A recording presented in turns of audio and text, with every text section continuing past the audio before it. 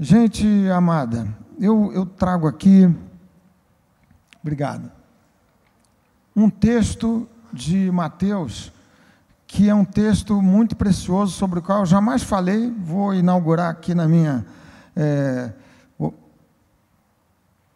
oportunidade que Deus me tem dado de falar, de pregar. Primeira vez que eu vou falar desse texto. Curioso que eu tenho analisado alguns comentários sobre o Evangelho de Mateus. Um deles é de Calvino, reformador.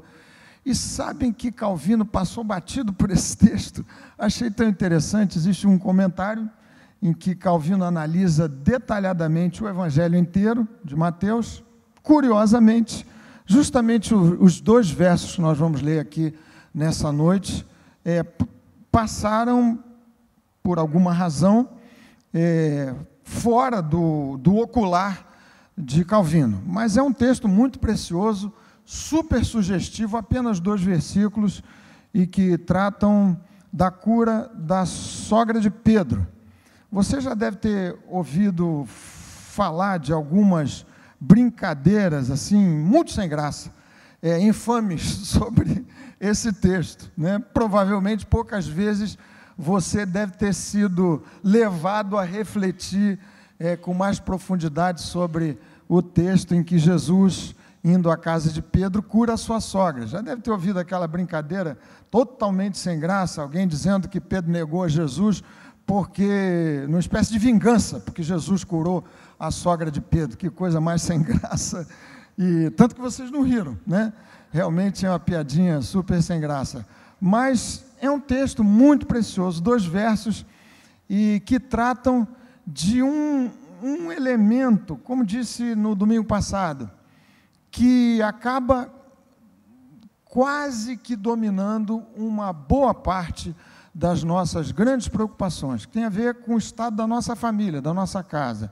Então nós vamos ler esse texto, Mateus capítulo 8, 2 versos, verso 14, verso 15, e vou fazer aqui algumas considerações sobre esses 2 versos, sobre esse tema. Vamos ficar de pé um minutinho, meus irmãos, por favor, outra vez. Mateus capítulo 8, é o verso 14 e o verso 15. O texto diz assim: tendo Jesus chegado à casa de Pedro, viu a sogra deste acamada e ardendo em febre. Mas Jesus tomou-a pela mão e a febre a deixou. Ela se levantou e passou a servi-lo. Esse mesmo quadro é descrito em Marcos, capítulo 1, em Lucas também, evangelista. Portanto, os 3 evangelhos ditos sinóticos, tirando João, que tem uma composição diferente, são evangelhos sinóticos porque eles tratam de sinopses do que Jesus fez, do seu ministério, de maneira muito correlata, muito paralela. Nesse caso, os 3 evangelistas, Mateus, Marcos e Lucas, tratam desse episódio, dessa cura especial, demonstrativa da autoridade de Jesus, impressionante. Talvez alguém pudesse pensar, mas não foi uma cura no mesmo relevo de algumas outras descritas, de um paralítico, de um homem leproso? Evento extraordinário. E a mulher, sogra de Pedro, que ardia em febre, passando super mal, possivelmente com a malária, alguma coisa assim, tocada por Jesus, levantou-se imediatamente.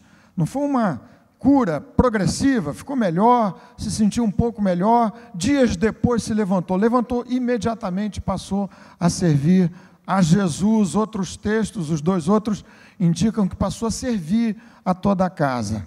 Vamos orar, meus queridos irmãos. Essa palavra aqui, você sabe, é palavra inspirada do Senhor, inspirada pelo Espírito Santo, inerrante. Não há erro aqui nesse texto bendito.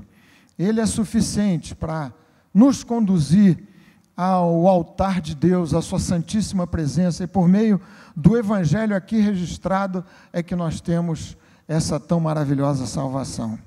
Senhor, ajuda-nos agora, de modo que a reflexão do nosso coração, o que proceder dos meus lábios aqui, da minha mente, e na recepção dos teus filhos e filhas nesse ambiente, que tudo isso nos venha de tua parte, que o Espírito mesmo que inspirou essa palavra seja o mesmo que lance luz nos nossos corações para entendermos nos seus termos totais, integrais, para o louvor da tua própria glória e para a bênção desse teu povo, que se ajunta com simplicidade, mas com quebrantamento e disposição de ouvir-te a voz nessa noite.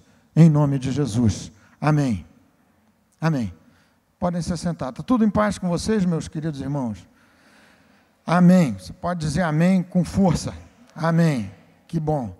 Gente querida, esse texto então fala do Evangelho de Jesus. Eu até batizei essa mensagem de o Evangelho é a sogra. E alguém me perguntou, mas que coisa mais esquisita você falar do Evangelho da sogra. É que o texto fala, você viu aqui, da cura da sogra de Pedro. E o foco central dessa mensagem e dessa passagem é o tratamento que o Evangelho de Jesus, o próprio Cristo, dá relativamente à nossa família, à nossa casa. Viram aqui que Jesus curou a sogra de Pedro, parenta em razão do casamento. Então, existe aqui alguma mensagem muito especial, indicativa de que essa é uma preocupação central do Evangelho de nosso Senhor Jesus Cristo. É disso que nós vamos tratar aqui nesse ponto, pensando em algumas afirmações que derivam desse texto, em consonância com o contexto integral da Escritura, sempre que a Bíblia fala, e fala muito sobre família. O Evangelho nos toca a cada um de nós, a cada uma de nós, de maneira individual, de maneira absolutamente pessoal. Isso a gente tem dito daqui muitas vezes. É um encontro com Jesus, é o seu encontro, é o meu encontro, é o nosso encontro, é uma operação intransferível da graça de Deus que tem que tratar da sua própria vida, são os seus pecados, é a sua disposição de arrependimento e fé.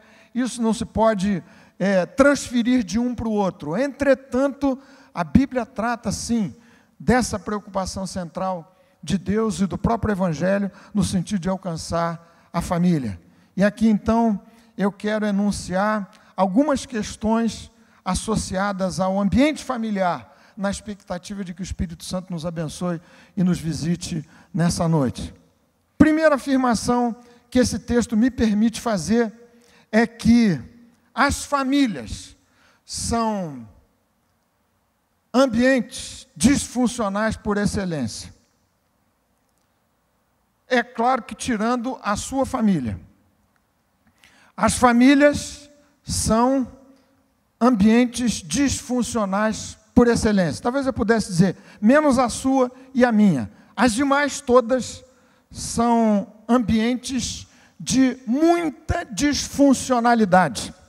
Olhando para esse texto, seria o mesmo que dizer o seguinte: olha, por mais que você ande com Jesus, e Pedro andava com Jesus, João capítulo 1 indica que Jesus já havia chamado, encontrado o irmão de Pedro em primeiro lugar, e André chamou a Simão para o encontro com Jesus. Mais adiante, Jesus encontrou esses pescadores pescando e fê-los pescadores de homens, mas isso não fascinou Pedro e a sua família de viverem um episódio de febre dentro de casa. Eu quero dizer para vocês aqui, outra vez, o óbvio. Ambientes familiares são pródigos, quer dizer, muito fartos em produzir disfuncionalidade e problema. Febre em família vai acontecer o tempo todo. O tempo todo. Pedro andando com Jesus, e quem comenta esse texto com mais profundidade diz, muito provavelmente a casa de Pedro toda já era uma casa convertida. Nem por isso deixou de viver Pedro febre altíssima no ambiente da sua família e da sua casa. Quero dizer outra vez para vocês, o que você talvez já saiba, da observação da sua própria experiência pessoal. É na família que registram-se boa parte dos grandes problemas da vida, de boa parte das dificuldades mais cascudas, mais complicadas que a gente vem enfrentar. Claro, novamente vou dizer, talvez excetuando a sua casa, a sua família e a minha. As demais todas são ambientes de muita dificuldade, de muita disfuncionalidade. Se a gente for dar uma olhadinha porque se passa à nossa volta, quanto problema que membro de família causa em várias situações, famílias públicas. Agora mesmo, e falo com cuidado para você não ficar aborrecido comigo, mas basta você olhar a cena nacional.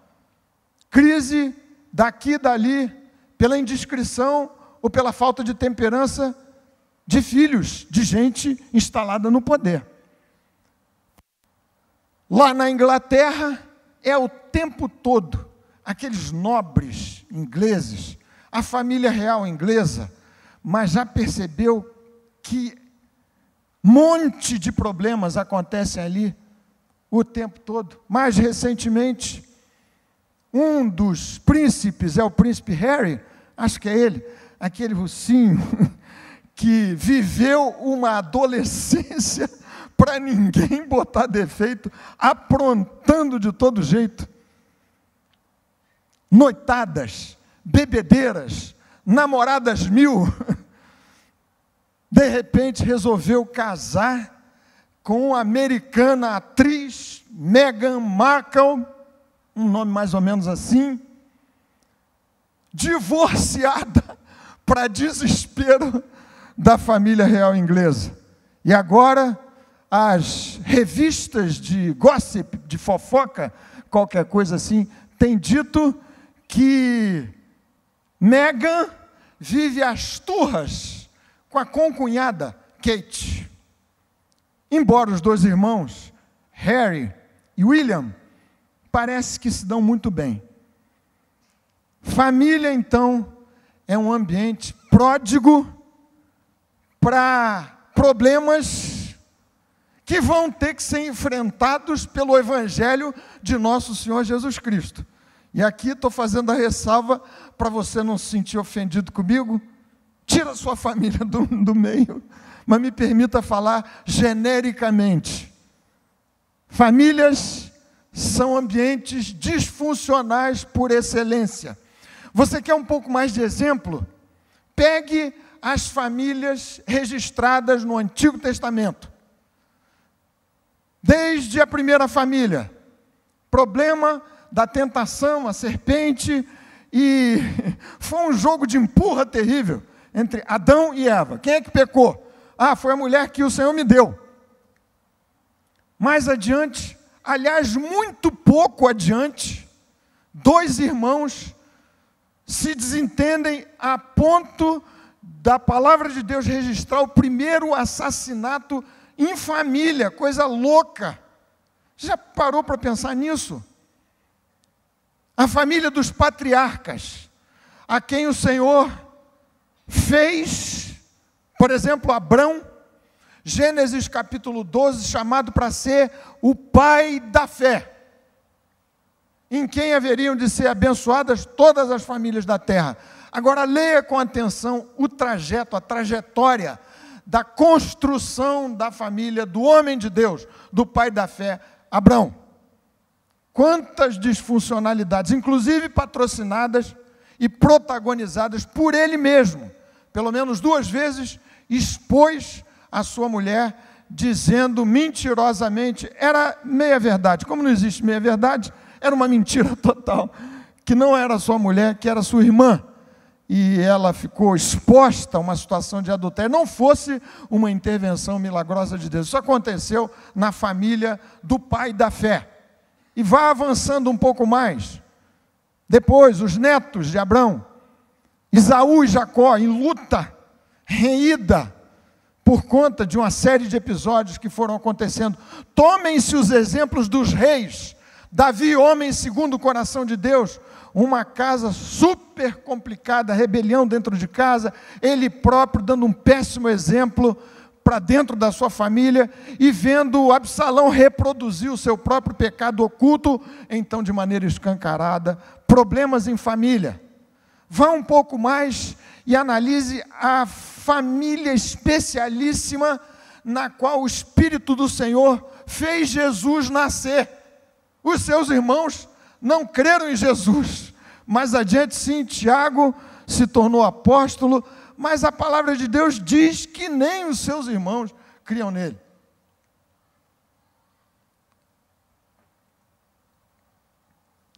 Isso é especialmente verdadeiro quando se trata de casamento, de composição de vida familiar que envolva, por exemplo, um parente, como uma sogra.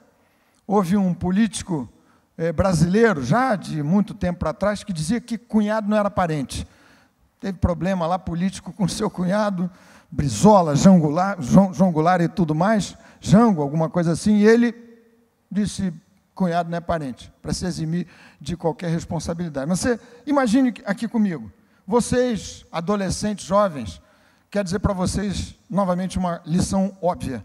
Quando você escolhe o seu cônjuge, na verdade, a escolha é muito mais complicada do que à primeira vista lhe poderia parecer, porque você vai levar junto, frequentemente, a sogra e o sogro, a menos que seja alguém órfão. Não é? Você casa, você está levando, como a minha cunhada queridíssima, irmã de Moniquinha, diz, é um pacote completo, e às vezes é um pacote extremamente complicado. Você leva, com todo respeito, o cunhado mala, aquele mala, você casou com aquele pitelzinho, o amor da sua vida, a doçura da sua alma, a menina dos seus olhos, mas levou junto a freguesia da volta toda. Você está pensando que vai se livrar deles? Como eu ouvi alguém dizer, olha, casou, você coloca um compasso assim, no centro da sua, nem se usa mais compasso hoje em dia, né? No meu tempo de escola de engenharia se usava, mas você bota o compasso assim no centro do lugar onde você pretende morar, trace um círculo com um raio mínimo de 100 quilômetros para estabelecer a linha de proteção a partir da qual estes agregados parentes poderão morar.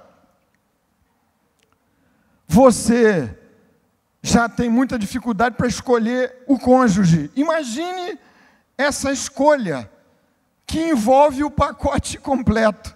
Você está escolhendo a sua namorada, o seu namorado, futuro esposo, futura esposa, e ao mesmo tempo levando de quebra o sogro, a sogra, o cunhado, e mais um montão de agregados assim. Interessante que esse texto diz, você leia Marcos capítulo 1, que a casa onde Jesus foi, essa aqui, casa de Pedro, era também a casa onde morava André e a sogra. Ali você viu o texto. Leia Marcos, tudo indica que Pedro, com seu coração de cristão generoso, abrigou o irmão. Não é fácil morar assim, em grupo, dessa forma. Mas o problema é que não é exatamente não haver disfuncionalidade na família. Afirmei aqui para vocês, sem querer desanimar a vocês, obviamente, que as famílias são ambientes, por excelência, disfuncionais. Não para desanimar ninguém, e nem para detonar a família, a ideia da família, absolutamente não é essa a minha intenção. Mas a questão não é haver a disfuncionalidade, que é tão comum nas nossas famílias.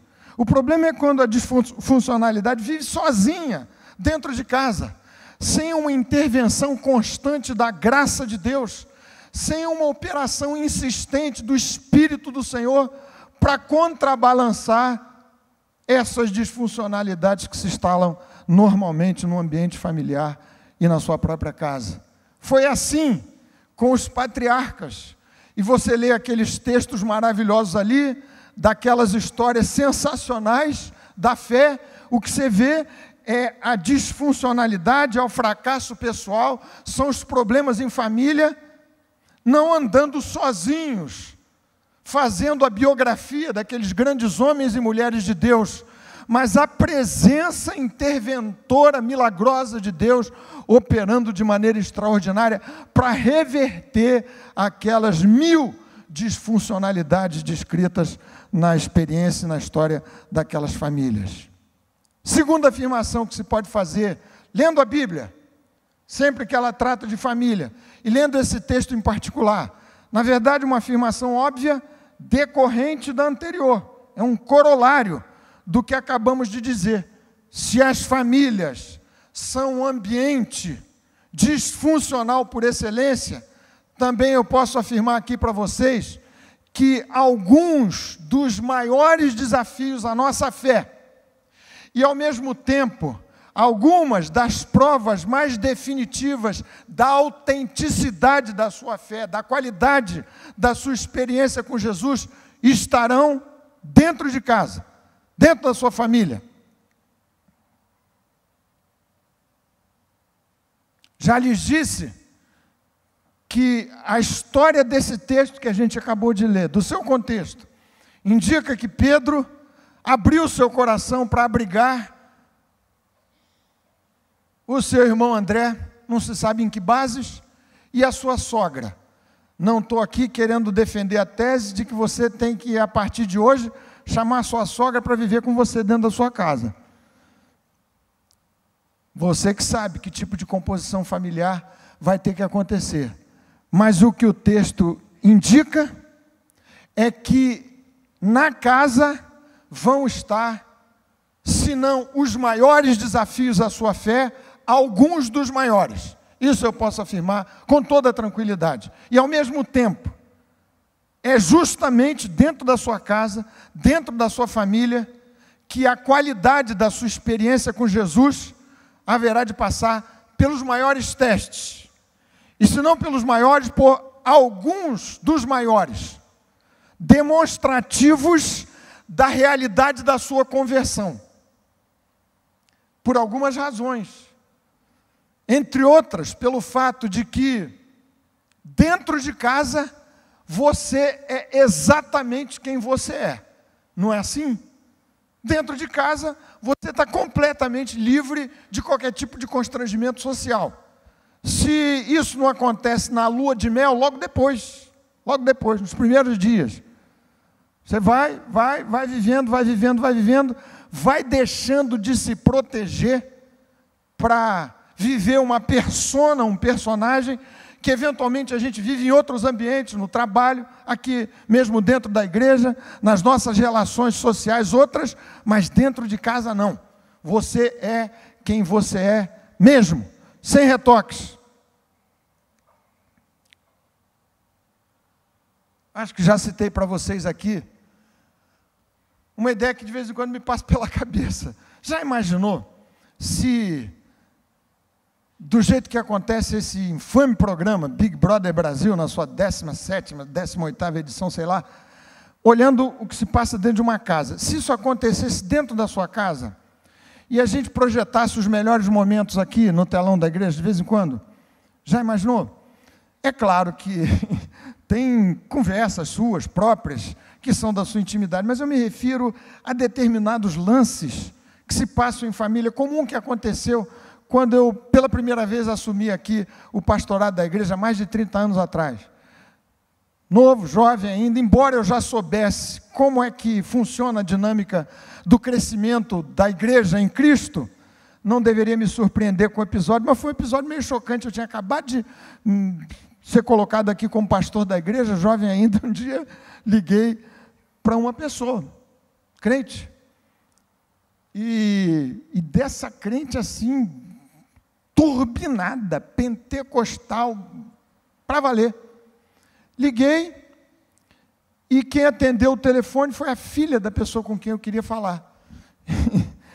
Não deu tempo da filha me anunciar para a mãe, mas o telefone ficou aberto. Cuidado com o telefone aberto, hein, gente? Inclusive celular, acontece às vezes, você já viu? Aquelas ligações sem querer, e você atende, tem um converseiro lá. Cuidado, não fala mal de mim com o telefone aberto, porque de repente eu estou escutando.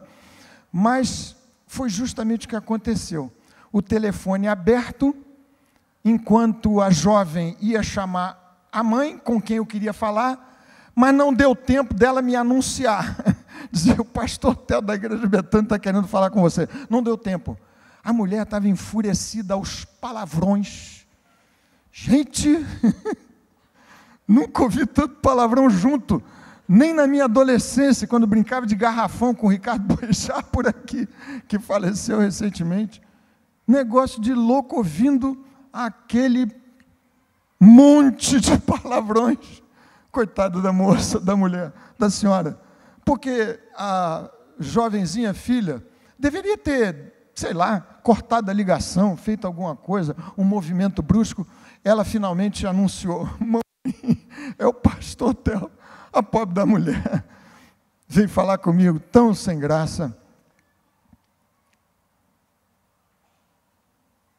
É dentro da família que você vai ter a sua fé testada às últimas consequências. Pode ser que do lado de fora da sua casa haja testes sérios e graves, mas sem dúvida, alguns dos mais sérios vão se passar no ambiente da sua família.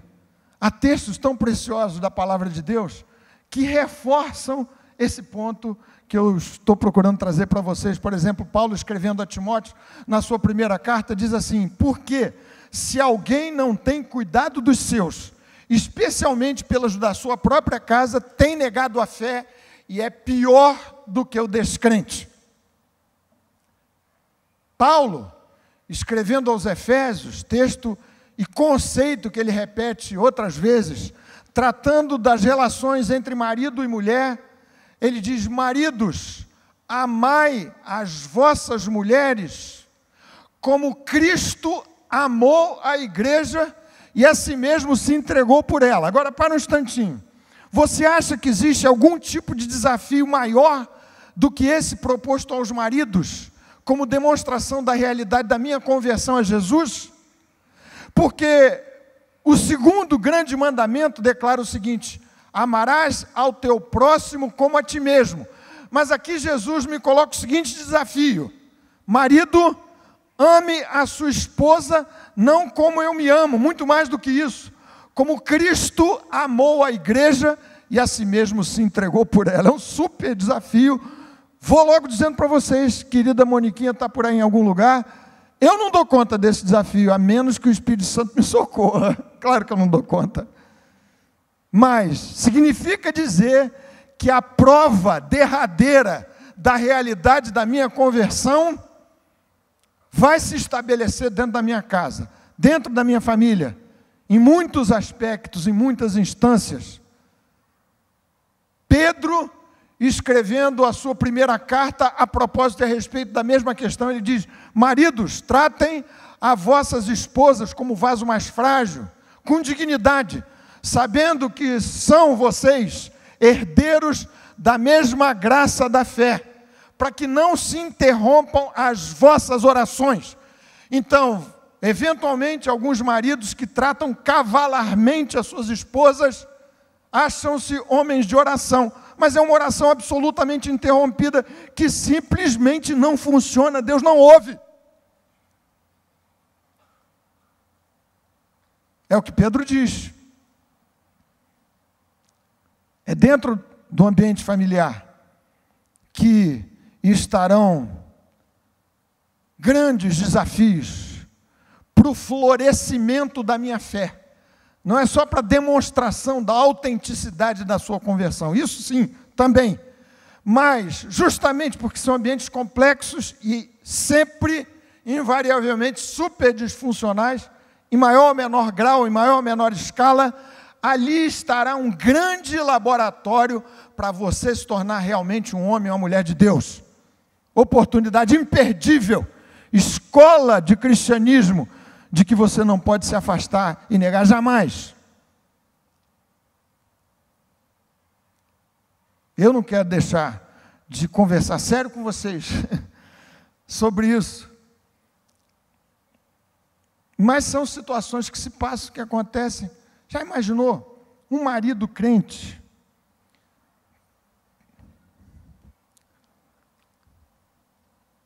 levantar a mão para ir às vias de fato com a sua mulher? Não dá para rir, mas a história era meio curiosa, meio engraçada. Eu ouvi de meu pai, eu era jovem aqui pela igreja, um dia papai chegou e disse: meu filho, veja o que me aconteceu. Uma pessoa da igreja, um marido, veio me procurar e disse: pastor, estou com um problema em casa. Minha mulher anda muito nervosa. Queria pedir a sua opinião. Estou achando que o que resolveria seria eu dar um corretivo nela. Ela está precisando de um tranco, pastor. Gente, só rindo, eu não é. Um crente já falecido, que Deus o tem em bom lugar. Eu imagino que ele tenha se arrependido, se convertido, ido para o céu. Mas o homem crente, imaginando resolver no tranco, no tapa, na bolacha, o problema dentro de casa. Não sei se eu posso dizer para vocês, mas vou dizer com compromisso que você não conte para ninguém, porque essas histórias que a gente conta daqui, tá certo? Fica só entre nós. Combinado, gente? Por favor. Isso poderia me constranger enormemente. Mas lá na minha vizinhança, ali em São Francisco, na rua Major Frois, onde a gente tinha, depois, durante muito tempo, a igreja Betânia, tinha uma vizinhança da pesada. A pesada mesmo, não era fácil. Deus foi abençoando, tratando de maneira maravilhosa, mas tinha lá uma vizinhança e o couro comia entre o marido e a mulher, mas quem apanhava era o marido. E papai entrou naquela casa algumas vezes, a pedido do marido. O marido, coitadinho, apanhava da mulher, que era uma mulherona poderosa, gente, era forte. E o marido se escondia dentro de um quartinho lá e tudo, ele era mais baixo que ela, uma mulher robusta, forte. E ele, mais uma vez, ligou lá para casa, pedindo a intervenção de papai, e dizia assim: reverendo, o senhor pode vir aqui? A fulana disse que homem não entra aqui não. Aí papai, você já pensou, pastor, né, ele era baixinho, pequeno, não sei quem conheceu aqui, papai, ao vivo a coisa, ele não era um homem assim muito forte, mas ia lá, papai, pacificar aquela mulher enfurecida que tinha metido a mão no marido. Enfim, não sei nem por que eu falei disso aqui.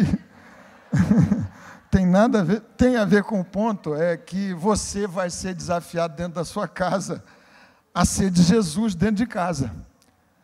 O terceiro ponto dessa nossa reflexão, sugerida por esse texto, é que existe um lugar, eu já mencionei isso, vou repetir, muito especial, no plano redentor, no plano da salvação, no Evangelho de Jesus, para a família.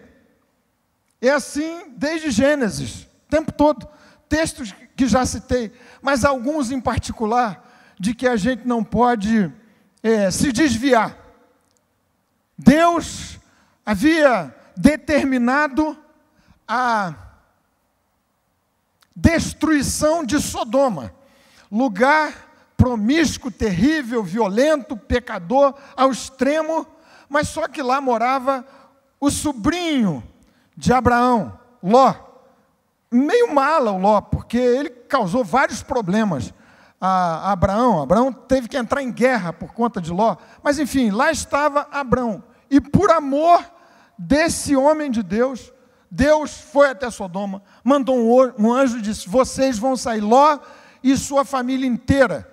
E a instrução do anjo é impressionante, ele diz assim: você vai tirar daqui, Deus mandou tirar você, não é só você, Ló, você com sua esposa, com suas filhas, com seus genros. E Ló foi falar com os genros, só que os genros acharam graça naquilo que Deus ia destruir, não quiseram ir. E o texto de Gênesis indica que os anjos apertaram com Ló, porque já era a hora do anjo da destruição vir a Sodoma, e puxaram as filhas, a esposa e Ló, e todos, num resgate familiar, promovido, planejado por Deus. Significa dizer que ainda que a salvação nos toque individualmente, existe um lugar nobre no planejamento divino, no plano redentor, relativamente à nossa casa, às nossas famílias. E eu espero que isso inocule na sua alma e no seu coração muita fé, no sentido de que o resgate da sua casa vai acontecer para a glória do Senhor, mais dia menos dia. Esse milagre, eu já falei, vou repetir, tão importante foi a ponto dos 3 evangelistas o registrarem. O que não aconteceu com outros milagres que a gente poderia considerar mais espetaculares. Não teria sido para enfatizar justamente a alta preocupação de Cristo, seu evangelho, o plano da redenção relativamente à casa e à família. Era necessário ir à casa e buscar e abençoar e tocar uma aparenta chegada de Pedro para retirar a febre que acabava se transmitindo como doença coletiva e familiar, e você sabe que frequentemente é assim que se passa. Alguém mal dentro de casa e aquilo vira uma doença compartilhada por toda a família. É quase sempre assim. Plano redentor inclui essa bênção extraordinária, repetida no desafio de Josué. Eu e a minha casa serviremos ao Senhor. Raabe, Josué prestes a invadir Jericó. Raabe envolve a sua família inteira na salvação, no resgate, na proteção.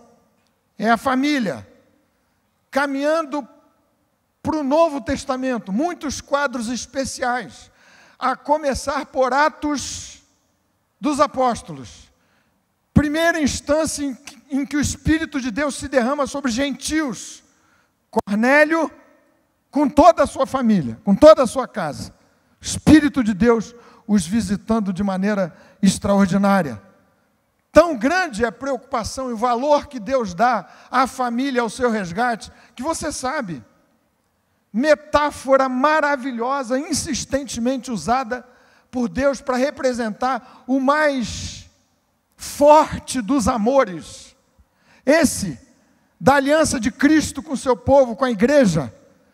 A metáfora é de um casamento. E não por acaso Jesus iniciou o seu ministério com milagres num casamento, nas bodas em Caná da Galileia. O povo de Deus é chamado insistentemente, descrito como família de Deus. Família de Deus. Há, portanto, um lugar de destaque super especial à família nesse projeto da redenção. Quarta coisa que lhes quero dizer aqui, você já sabe, mas não custa insistir. Você e eu, nós somos os instrumentos de Deus, colocados para resgate, para bênção, dentro das nossas famílias. É você, não é o líder da sua célula, não é o pastor, não é um amigo que poderia fazer uma visita e ajudar. Tudo isso pode dar uma força, mas Deus elegeu, escolheu você. Você não pode terceirizar essa honra e essa responsabilidade.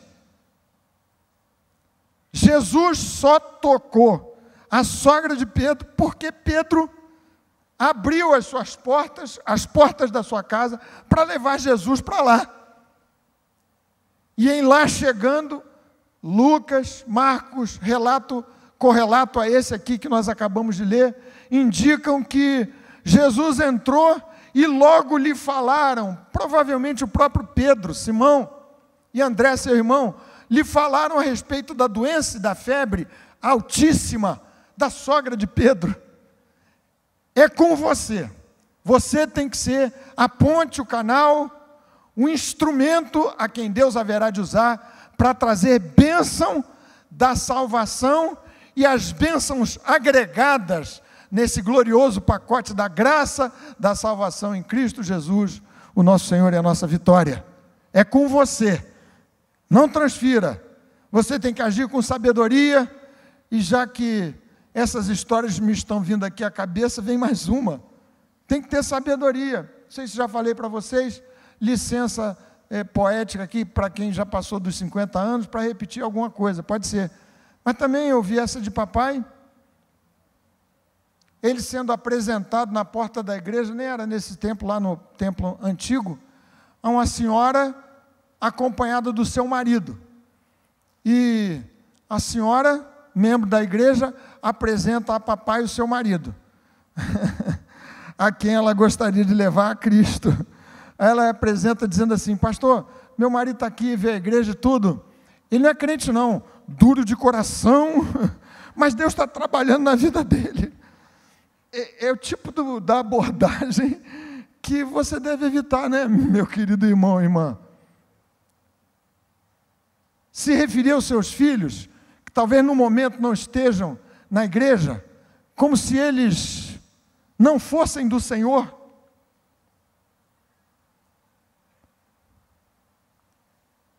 Se você é do Senhor, o plano da redenção inclui a você e aos seus filhos. O texto sagrado diz: herança do Senhor são os filhos, e o fruto do ventre o seu galardão. O que é que eu vou esperar? Que os meus filhos sejam alcançados pela mesma bênção e pela mesma graça que me alcançou.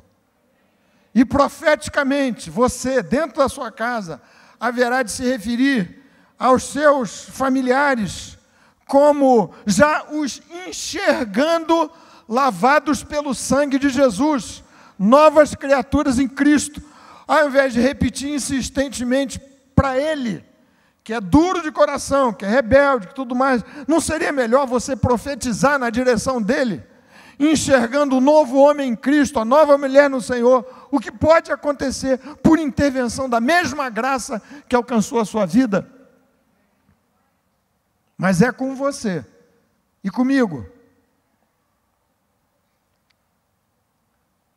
Finalmente, meus queridos irmãos, sobre esse ponto, já citamos daqui, alguém já pregou, Marcos capítulo 5, aquele texto maravilhoso em que Jesus cura um homem que era um enlouquecido, ensandecido, vivia amarrado, possesso por uma multidão de demônios, uma legião de demônios. Jesus cura aquele homem em Gadara, e o homem se apaixona pelo Senhor, quer acompanhar o Senhor, e Jesus diz: não vai me seguir agora, mas volta para os teus e para a tua casa. Está lá no capítulo 5 do Evangelho de Marcos. Volta para os teus e para a tua casa, e conta para eles quão grandes coisas o Senhor fez por você, e como teve misericórdia da sua vida. Era com ele, curado. E nesse mesmo texto, a primeira operação da sogra de Pedro, curada, foi servir a Jesus e a sua casa. Esse texto diz: curada, a sogra de Pedro passou a servi-lo, indicação de que passou a servir a Jesus. Mas os outros dois evangelhos, Marcos e Lucas, dizem: passou a servi-los. Você, quando é tocado de maneira salvadora por Jesus, tem como primeira frente missionária e de serviço Cristo, e por decorrência a sua casa, é lá dentro. E assim, imediatamente, essa mulher, sogra de Pedro curada, passou a servir a Jesus e aqueles que estavam na sua casa. Finalmente, meus queridos irmãos e irmãs, eu quero lembrar para vocês aqui que as chances de bênção para dentro da sua família, de resgate dos seus queridos, estão na conta de Deus, é óbvio. Mas do ponto de vista da minha participação como cooperador do Evangelho de nosso Senhor Jesus Cristo, nessa obra de resgate, nessa obra da salvação, aumentam muito estas chances de resgate dos seus.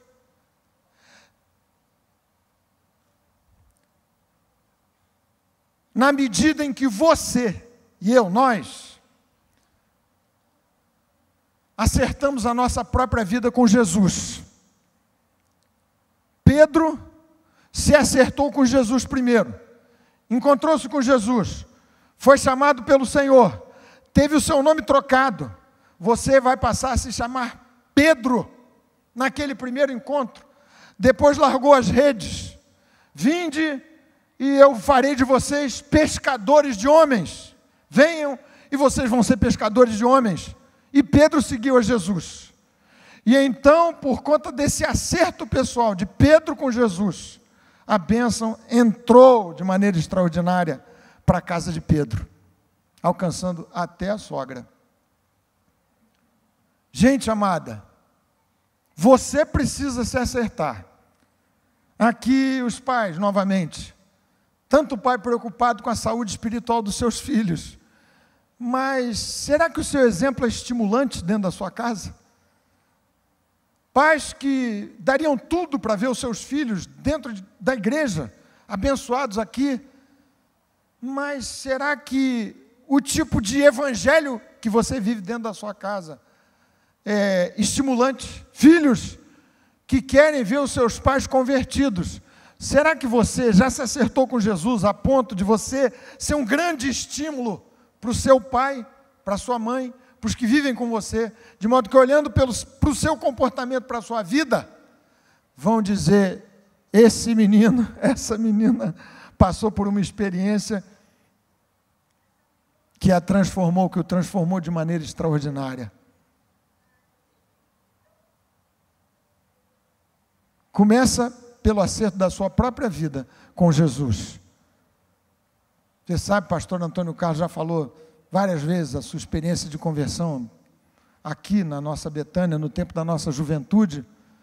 Pastor Josué, de viagem, descansando, de férias, merecidamente, mas ele se lembra da mudança tão impressionante que aconteceu com o Antônio Carlos, surfista, que não queria saber de estudo, de nada, se converteu e mudou tanto que o pai dele, policial da Polícia Federal, veio dar uma dura, sabe em quem? Em mim e no pastor Josué. Marcou entrevista com a gente, eu nem pastor da igreja era o líder dos jovens, e ele veio confrontar a gente meio durão, dizendo, o que vocês estão fazendo com a cabeça do meu filho? A questão começa com você. Você salvo, você mudado, você transformado. A bênção vai vir por arraste, por assim dizer, para dentro da sua casa, para a glória de Jesus. Há esperança para a sua família, para as nossas casas, para as nossas famílias. Não se desespere, não se desanime. O projeto da redenção inclui a casa e a família. Mas primeiro você precisa se acertar com Jesus e viver plenamente essa extraordinária experiência da fé evangélica e cristã. Vamos orar, meus queridos irmãos e irmãs? Amém? Vamos ficar de pé um pouquinho? De modo particular, nessa noite, nós vamos orar, tantas vezes a gente ora, mas hoje em particular, nós vamos concentrar os nossos pedidos aqui, nas nossas famílias. Se você quiser orar por sua casa, por sua família, seu pai, sua mãe, seus filhos, seu cônjuge, sobrinho, alguém sendo colocado diante de Deus, se você perceber que você próprio tem que ser o primeiro a participar dessa oração, dizendo, Senhor, eu quero ser um embaixador teu dentro da minha casa, dentro da minha família, eu quero me acertar contigo. Você nunca vai viver de maneira absolutamente santa no sentido de inerrante, mas você pode ser uma luz, um farol, aliás, chamado para ser assim, você e eu fomos. Vamos orar, gente amada? Será que vocês querem orar pelas famílias? Podem vir até aqui um minutinho, vamos colocar a nossa casa diante de Deus, diante do Senhor.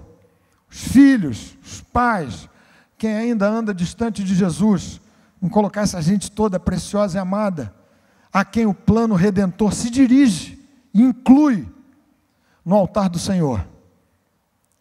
Quem sabe vai ser uma noite você se colocar diante de Deus em arrependimento, dizendo, Senhor, me perdoa.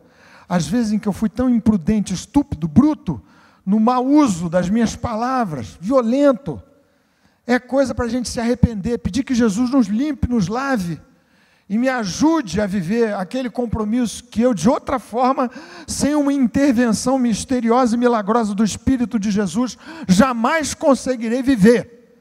É pela graça, é pelo poder de Deus. E se não for a graça, você bate, você apanha dentro de casa mesmo. É só a graça de Jesus, é só o poder do Senhor. Bendito Senhor. Olhamos para a Tua palavra com encanto, com devoção, com obediência, com fé, mas com reconhecimento de que estas verdades só vão virar a nossa experiência, a nossa vida, se o Espírito de Jesus intervier com grande poder. Se o Senhor vier sobre nós, derramando a sua graça, a sua bênção, a sua unção e o seu poder, de modo que minha vida resgatada pelo sangue de Jesus, pelo poder que fez Jesus ressurgir ao terceiro dia, seja também, as nossas vidas sejam instrumentos de resgate e bênçãos para dentro das nossas casas e das nossas famílias. Ó bendito Senhor, Tu sabes muito bem que muitos têm vivido contrariamente ao que desejariam tanto. Um ambiente infernal de guerra, de conflito permanente, de super disfuncionalidade dentro de casa. Rogamos em nome de Jesus que uma intervenção gloriosa do Deus Todo-Poderoso, o Criador do projeto tão maravilhoso da família, intervenha, mude, altere a mente, a alma, o coração, o caminho desviado do pai, da mãe, do tio, do sobrinho, da sobrinha, dos filhos, do cônjuge. Ó Deus bendito, só o Senhor pode transformar um coração que se coloca em posição de antagonismo e rebeldia contra o Senhor, fazendo deste um novo e amolecido coração. Em nome de Jesus, opera assim, de perto e mais distante, os filhos dos teus filhos e servas, as filhas que não estejam aqui, que moram em outros lugares. Ó Pai Celeste, que esta seja uma noite singular nas suas vidas pessoais, em que o Espírito de Jesus lhes fale ao coração de maneira devastadora, no sentido de derrubar todas as resistências, para que se entreguem completamente a Cristo, como grande amor das suas vidas. Ajuda-nos assim, nós te pedimos. Ajuda-nos a vivermos esse grande teste da autenticidade da nossa fé, com sucesso, para a glória de Jesus, em família. Nós te pedimos, em nome de Jesus, na certeza de que o Senhor ouviu o clamor da nossa alma. Em nome de Jesus, amém. Amém. Bendito seja o grande nome do Senhor.